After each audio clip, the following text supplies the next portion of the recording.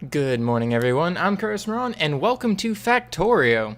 Now, this is a new series that we're going to be doing on this channel called Shows Off, as you can see in the title.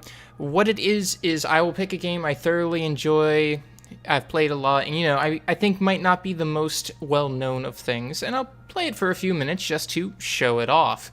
Kind of talk about what you can do with it. In some games that I generally like can't be done in 10 to 20 minutes, so I will cut in. I won't really cut much, I'll just use it. I'll have like pre-made worlds or later worlds to demonstrate the later potential of the game of playing. But this is Factorio. Factorio is a game of progressive automation and infrastructure building. It's a lot of fun for people who like the OCD value of min-maxing stats, building things, like making sure efficiency is just like key, good, and going. But anyways, we're gonna just start a new game, whatever default. We're only going to be playing this for a short period of time. Unfortunately, Factorio is one of those games you cannot play all in 10 minutes. But hopefully I can give you a good idea of what it is, though. Because the replayability of Factorio is incredibly huge, because how your buildings, how your structures, your infrastructure is set up, all of that changes with every single map on where all your resources are located. So if we immediately open up, we can see that there's a map. We've got copper, we've got crude oil, iron ore, stone, some coal, bunch of water over here. This area is the forest. If we walk over that way, zoom in and out, you're this little miner dude. The story behind this game is Earth is inhabitable. It's out of resources. It's too polluted. So all of this colonization efforts have been just sent out to find planets, and you're the only one on this planet, and you need to colonize it to the point where a ship can land down with and start just, making it as a new planet. So let's get off to a good start, because the more I talk, the less you guys get to see, and that's unfortunate.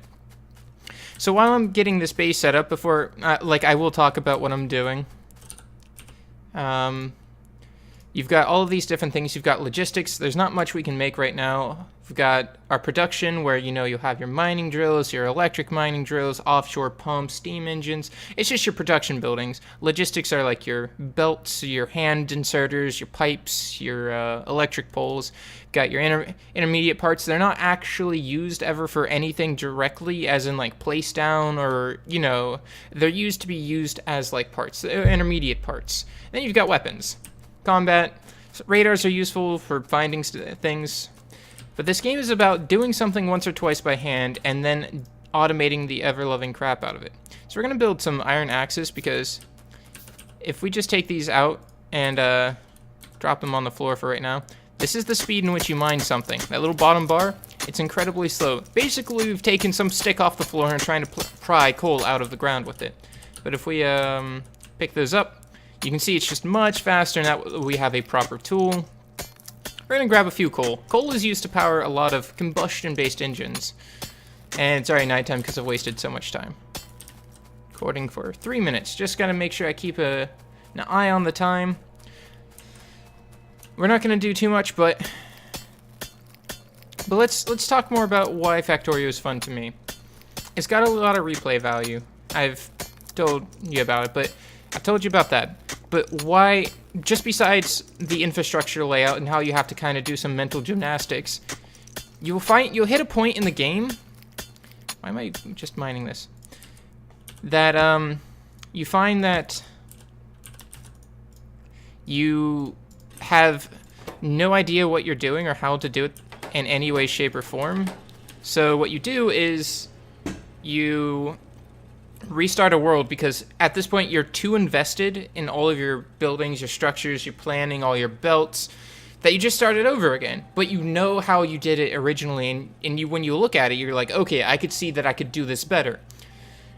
And then you get back up to that point a lot quicker than before, but you make it nicer, cleaner, more expandable, and it helps progress you farther in the game. Instead of making these little offshoots, you learn to make a bus line and all this stuff. So right now, I'm having this drill. It's pumping out iron ore, and it's going out this arrow right into this furnace, which is making the iron plates. We use those to make the original iron axes. Sorry about that. But it's used in a basis of almost everything early game. Now, Later on, you get into things that start requiring, you know, copper, crude oil, and just more advanced stuff. One thing that's great about this game, because crafting games can be pretty tedious, like, oh, I need this part, so I craft I craft a transport belt to craft a thing out of it. This game, it has a total raw value required, and if you have the total raw value in your inventory, you can just click on the item and it will queue up every single intermediate part. It's kind of hard to show that off right now, but I can show that off later. We ran out of coal on the one engine. Coal doesn't run a while, so you definitely need to get automation set up pretty quickly. But you see how I'm doing this coal mining by hand? It's not really the most efficient thing, but it works for right now. Now, if I say needed more coal, like while that's running, I know that's going to run for just a little bit. I'm going to run over here, and I need another drill, right? Well, there's only... need more stone. So we're going to grab a couple more stone here. We're going to say grab maybe 10 or 20. Might take a little bit longer than it should, but this is how the start of the game is. You do a lot of this stuff by hand. Okay, now I can make 2 more drills. I'm going to make definitely 2 more. 1 more for coal, because coal is running literally everything so far.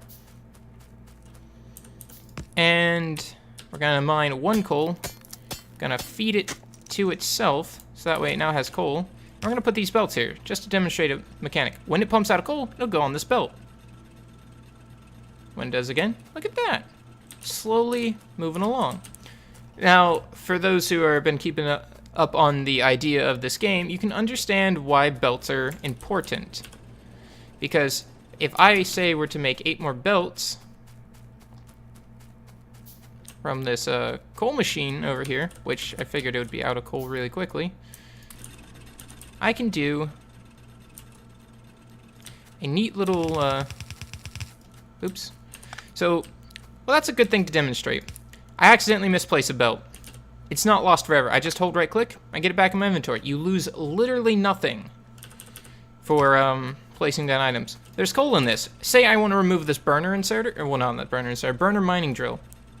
You can see it gave me its coal back as well, so I never lost anything for changing any of the items around, which is one of the most fantastic things about the game. Like, I did mention that you sometimes want to just restart to build all over from scratch, but there is no penalty to not. You can literally have an entire base, this whole field out of items, and just rearrange them at will. It's super easy to do that. Now let's talk about a little bit more about the story behind the game. If that's all it is, it's kind of boring because all you have to do is do your infrastructure, and it's fun, nice, relaxing game. So there's a little bit of tension in it when it comes to the natives of this game. They're these nice little bug-like creatures. Think of like Tyranids from Warhammer 40k, but not so advanced. But they're kind of like that. We'll definitely go find some later, but right now I'm just going to focus on doing some very, very mild automation into this game to give you a small, like, preview of how quickly things get up and running. But yeah, I'm just slowly building a belt all the way over here, which is going to be carrying my coal. Now, if I pump all my coal over here, I don't have to keep making this trip back and forth, back and forth, back and forth.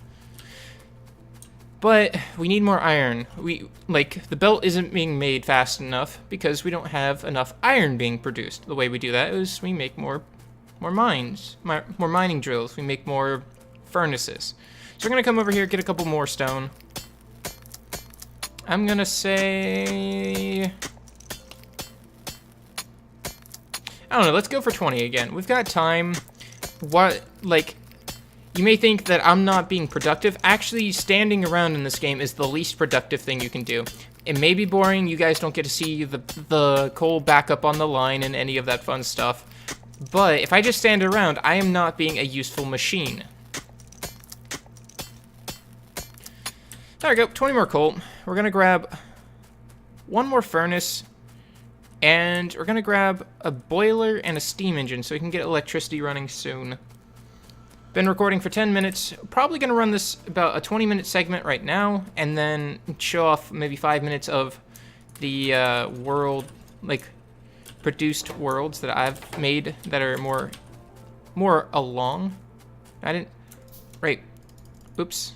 So you can left click on something to build one, right click to build 5, shift left click to build all of it, and I accidentally just hit all. But I got 3 more stone furnaces, and we'll definitely use them, but it used up most of my iron.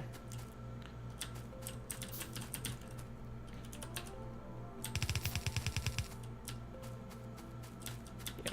I figured since we weren't getting anything, our coal drill has stopped.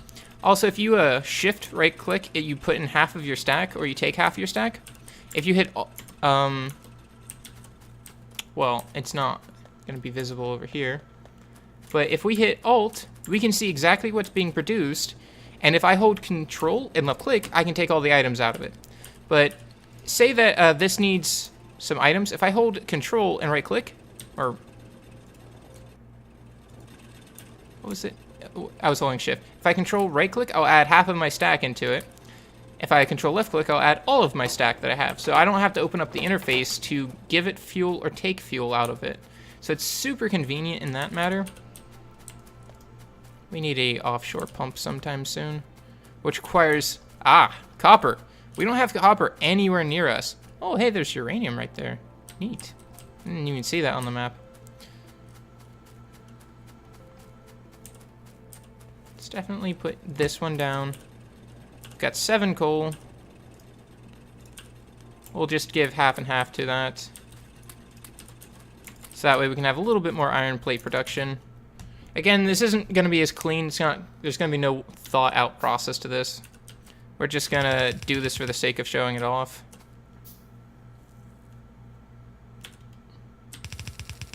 Almost there.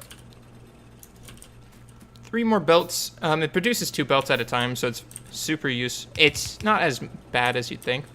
So, alright. Now what I need to do is find a way to get this... Like, I could just sit here, eat this coal, and feed it in manually, but that's not the name of the game. We're going to take burner inserters. Burner inserters, we're going to move these 2 things real quick, are really interesting items. They're a combustion engine, much like what we were already running, and people are going to complain that this is inefficient, but I'm not caring right now. And put that one right there. And whatever. We'll just demonstrate off burner inserters a little bit more. So if I, for one, take this one, well, that one needs moved. This has not been planned out at all. Oh well, we can do this differently. We'll just do this differently and make it and demonstrate something.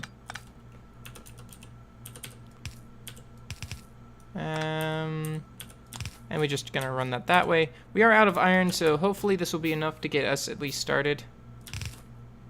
Short by 1. Darn. Alright, well, we'll just have to let it manually produce a little bit more. Give it half a stack and half a stack. And just grab some more coal. It's enough. Alright, enough to make 1 more. If I take a burner inserter and put it there, it'll grab coal and put it into itself currently, so that way it has fuel. And then it's gonna, if I take all the fuel out of this, it'll grab it and put it in there to make sure that it has fuel. So now I don't have to manually deal with this. Problem is our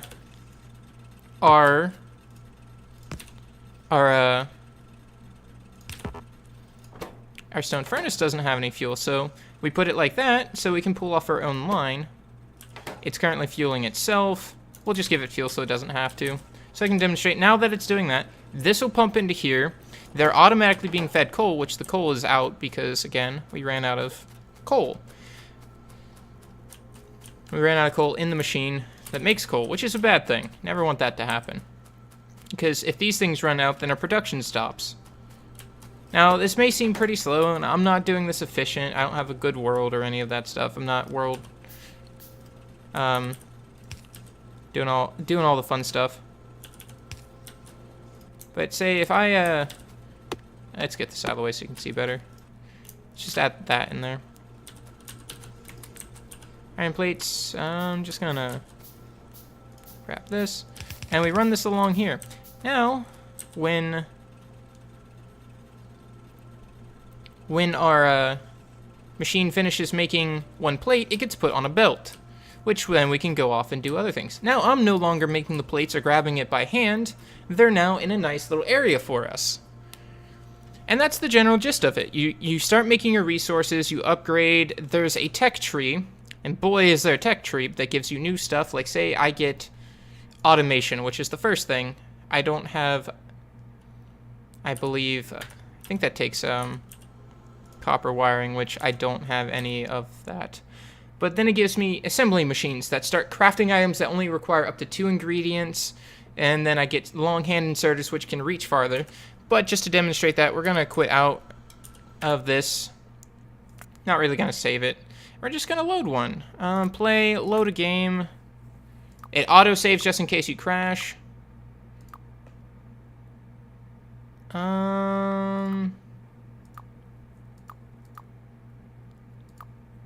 Which one's the one? Okay, this is one. The all by myself. This is kind of what it starts becoming as you play this game. Now, this is a huge stark contrast difference, but I'm going to show you the best thing in the game. If you put a couple belts in a circle, you can just ride yourself in a circle like that. Look at it go. But let's actually start from where we were showing off before. Don't run on belts. If you run against belts, it makes you slower. But if you run with belts, you go faster. So, instead of having coal mines, we're using just, a burner, I now have these electric mines that are saturating these belts, which now if we follow these, just moving along, comes up to this little device that splits it to 2 different belts, allowing me to then run it alongside this long line of electric furnaces. They smelt out the plates, they get put on a bar, and they follow the bus line. And of course it's going to be nighttime, and I'm going into an area that has absolutely no lights. But now it splits again. Now I got to make a decision. But let's go down. Down is more interesting, in my opinion. So we've got all of these green potato chips going back up. We're just going to follow the iron down. We've got this machine that's making those, are making inserters. You know that thing that we were making by hand? It's being fed by different machines that are producing intermediate parts and making a finished product for me. Finished products going on a belt and being used to make red juice and green juice and all of that fun stuff. We've got red belts being made on production. We've got all of these gears and stuff going along. That's bad. Gear production needs to be better. Not producing gears fast enough. But that's fine. You know how you fix that? You add another machine into this. See if I actually can do this real quick. So you see that I'm following this gears, but it's not making it down the line, which means I have a deficit of gear production. So the way you fix that, I want to put this. Can I put it here? Okay. We'll just get rid of these belts real quick. If I put this right here, move that like that, and we grab an underground belt. Underground belt allows me to take and move stuff underground, so I can basically be bad like this. Take a fast hand inserter, put 2 here. Gonna go find the intermediate parts of iron gear wheels. It's gonna be a bad way to connect it, but it'll have to do for now. Since I'm not planning on keeping this for a while. We're gonna start building that. So it doesn't have power. Well, I didn't show off electricity before. Electricity is needed to power any machines. So now we've got a new machine that's running up and doing all of this fun stuff here. Take a long-handed inserter. We want... Oh, it doesn't have power, but it's not too bad. I'm just going to put it over here. Just going to run it here. Turn it up. Turned up for that. This is called spaghettiifying it. This is not what I should have done. I should, actually plan out where these things are going to go. But for the sake of just showing it off right now, now that's producing all these gears that are going to get put onto this belt alongside all of these other gears, and as they go, you'll see that I've now added a higher value of gear production, so that way these later machines now can have gears. And it's starting to back up, which is a good thing. It means I'm producing more than I need. But if we look, I've got all of these things being produced, pumped alongside in these logistically thought out belts, split and used. You've got oil neatly split into heavy, petroleum, and light oils, storing away the ones I don't need, cracking the ones I do need, making plastics, running that plastic alongside, all of these different things. It becomes more and more interesting the longer you play. You get more and more complex things.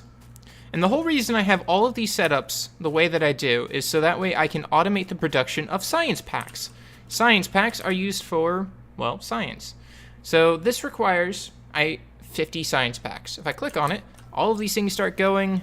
I've got it automated so I don't have to pay attention to it. And they start researching them. And this is how you progress in the game, and it gets increasingly more complicated as you do so. But that's the general gist of it, and how this game just gets more and more advanced. As you go, you get more and more things. You get atomic bombs, you get the nuclear rocket silo, which is the end game goal right now, is you need to launch a rocket into space and win the game. Now, to launch a rocket, it takes a lot of resources. Forget what it is to get into the train. Whatever. But I built that there. It's basically a faster variant of the fast transport belt. But trains are an actual viable option in this game for moving resources around. You can have cargo trains, so right now this world is just populated by resources. I made it a high population resource world just for fun. I didn't want to have any real challenge to it. It's a nice relaxing world. Other worlds are just, you'll have to have so much distance in between your resources. You have to utilize trains or different infrastructures, and this is where I'm re-hitting that replayability value. It's just the fact that you come back to it, and every time you play it again, it's different. Whether you have more knowledge, more experience, they've made changes, or the world is different. All of it lends to a new experience every time you play this game. And I mentioned they changed it. Let's talk about the developers. The developers frequently update this game. And sometimes it's just like balance patches, like I made the sprites look nicer for running animations. I made the ores high def. Or there'll be things like I added in new science packs. I made new content. I added on another tiers of research. I changed how things work. Because these like military science packs weren't in the game until recently. Before, there's only 4 colors of research packs. Red, green, and blue, and purple, which was alien. You kill an alien base or the local wildlife, and you get these alien artifacts that got converted into your purple juice or blue or purple science packs. And that was it. But now there's like 8 science packs. They are like military, production, high research, and so on and so forth, allowing you to just have a much more different experience. So there's a base way over there. So we're going to start running. Actually, there's an easier way to do this. We're just going to quit out. I know I made changes, but it's whatever. We're going to make a new world. We're going to go into the resource settings just because show off that you can change this to make it a more fun game for your things. We're just going to make the enemy biters, or what they call, just very, very, very frequent. And then we're going to just go run, and we'll find them pretty soon. I should have made the starting area a little bit smaller, but it shouldn't take us too long to find a base. Stupid trees. So, as you do all this stuff, well, you think, I'm using combustion engines. That should produce pollution. And you'd be right. Pollution is a thing in this game. And as you make your base bigger, you burn more coal, you do oil production, you crack your oil, crude oil, into your different oils, you release pollution into the atmosphere. Pollution will show up as a little like haze, like red squares on the tiles that they're being affected by, and it spreads, and when pollution reaches these bases, it ticks them off. Now, there's only a few of these guys, but generally there'll be a lot more of them later. Let's see how close I can get to them. Like, this is a biter spawner. It's a base that slowly produces more biters. And as they reach as pollution reaches them, they get angry, and they will follow the source of pollution back to your base and attack your base, trying to destroy whatever creates pollution. Now, that means you have to set up walls and turrets and go preemptively destroy things, but these guys will eventually, after a certain point, get together, find an area that's got some conditions to meet, and make a new base. Once they make a new base, there'll be more of... Oh. That's better to show off. Let's go down there. So, this is the local wildlife. The moment you get too close, anyone that's within aggro and an aggro circle will then come chasing after me. The little things on the floor are basically worms. They spit at you. This is a spitter spawner. Spitters are ranged. Before, if you had enough turrets and a nice little maze, they couldn't really get into it. Now with spitters, they can... Oh, crap. This is how you die, by the way. Pistol's not good enough for this. Yeah, I'm losing ground. I'm gonna die here pretty quickly to these things. Because I've got no armor on me. A crappy pistol. Like... And that's it. Now I've got a couple options. I can restart it, I can hit continue, I can load a new game. And it'll show you all your fun things like kills, buildings, all that stuff. But it's just, if you're not careful, you will lose your buildings to biters.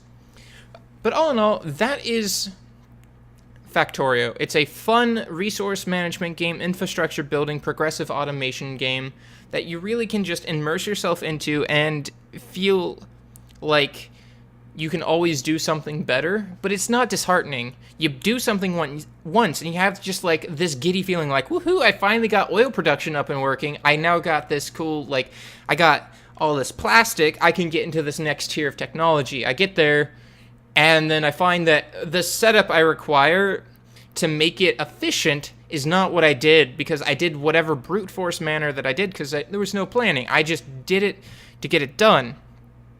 And now I start a new world over because it gets too populated with mistakes. I do it again, I get to that oil production things, and I lay out the nice little lines. I get myself those cool and set up like storage areas, and it's just like I move into the next thing and I have all this free space. It's so easy to pull what I need, and I move forward from there. Then I hit a point where I spaghettified my base a little bit too hard, and then I start over again. But I feel good because I got farther.